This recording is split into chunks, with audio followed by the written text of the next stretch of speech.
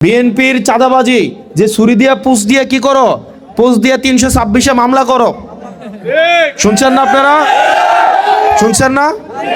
অর্থাৎ আমাদেরকে ফাঁসানোর জন্য কি বলতেছে, একটা হিরোইনচি ভাড়া করো, তারে পুচাও, পুষায়া কি করো, মামলা করো।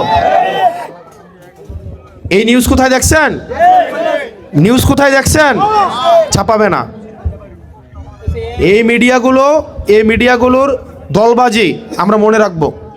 আপনাদের বিশ্বাসযোগ্যতা নাই, আপনার মিডিয়ার যারা আছেন আপনাদের বিশ্বাসযোগ্যতা নাই। আসসালামু আলাইকুম ওয়া রাহমাতুল্লাহি ওয়া বারাকাতুহু।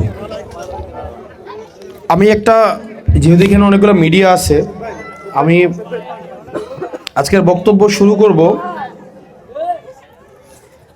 হাসিনা যখন ক্ষমতায় আসে 2009 সালে, 2009 সালে আসার পরে ক্রমশ সে ফেসিবাদ হয়ে ওঠে।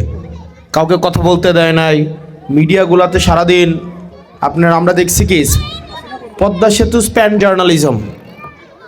আজকে এত নম্বর স্প্যানের অর্ধেকটা, স্প্যানের পুরাটা, 4 ভাগের 1 ভাগ। পদ্মা সেতুর স্প্যান জার্নালিজম আর ডেভেলপমেন্ট জার্নালিজম, এগুলাই তো আমরা দেখছি গত আপনার প্রায় 2009 সাল পরবর্তী সময়গুলো দেখছি না, দেখছি কি না? টিভি খুললেই কয়টা পদ্মা সেতুর স্প্যান বসছে, কয়টা পিলার বসছে। পিলার জার্নালিজম, স্প্যান জার্নালিজম আর ডেভেলপমেন্ট জার্নালিজম, ঠিক না? আর আমরা বিটিভিতে দেখছি বাতাবি লেবুর বাম্পার ফলন, ঠিক না? ঠিক না?